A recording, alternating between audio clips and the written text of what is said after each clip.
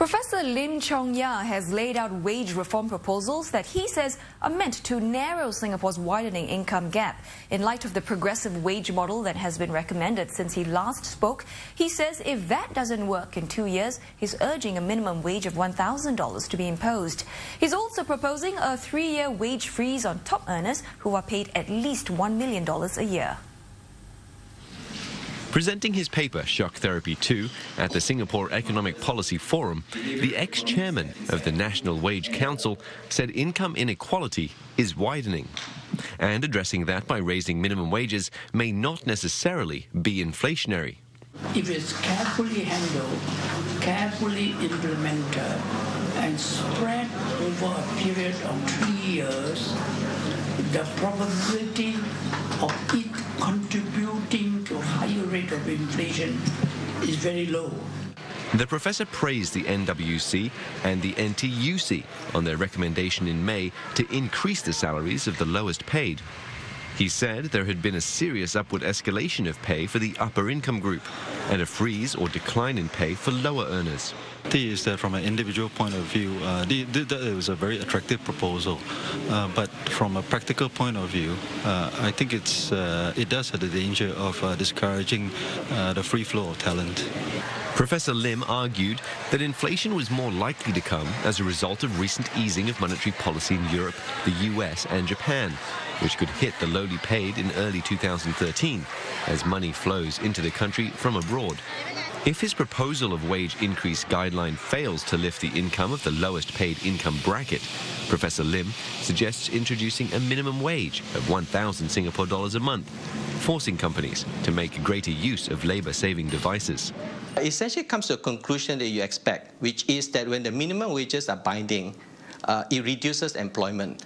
Raising this at a time now when the world economy is slowing down makes that even harder call, because preserving jobs becomes even far more important. Economies like South Korea, Hong Kong and Malaysia have already implemented a minimum wage system. Singapore has effectively taken on the role of supplementing the income of low-wage workers through mechanisms such as workfare income supplement and workfare training support, rather than imposing the extra salary costs on businesses. Unionists say they share Professor Lim's concerns about making sure low-wage workers are paid enough, but they don't favour his proposal for a minimum wage of $1,000. The minimum wage debate has been brewing. Should the lowest paid workers be given a minimum wage? The expenses keep going up all the time, and by having a minimum wage, there is a security for Singaporeans to live here. I think it's a good idea because at least these people, the employers, so that would not take advantage of the situation. But unionists and employers think otherwise. The workers are very fluid. They will move around, and if your industries cannot pay your workers a minimum $1,000, they will go to another industries that has that $1,000 minimum.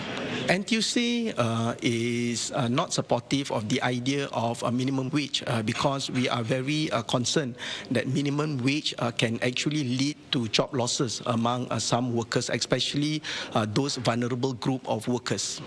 The Singapore National Employers Federation is also against the idea. It says income inequality in Hong Kong has risen, even with minimum wage introduced. In May, the National Wages Council recommended a pay increase of at least $50 for low-wage workers. Professor Lim suggests the recommendation came out of the debate following his lecture in April. But NTUC says the recommendation had been in the works. It was just a coincidence when we were discussing about the National Wage Council recommendation that Professor Lim suggested the idea of his, Professor Lim suggested his shock therapy. Earlier in the year, NTUC also announced it was embarking on a progressive wage system to further help low-wage workers, and the labour movement says it will take some time before the results of such new measures are known. On the suggested 3-year wage freeze for top earners, stakeholders urge caution. To control the salaries in those sectors will limit the opportunities, the perceived opportunities actually, of homegrown talent, and also the investment from other organizations who want to, invest in Singapore.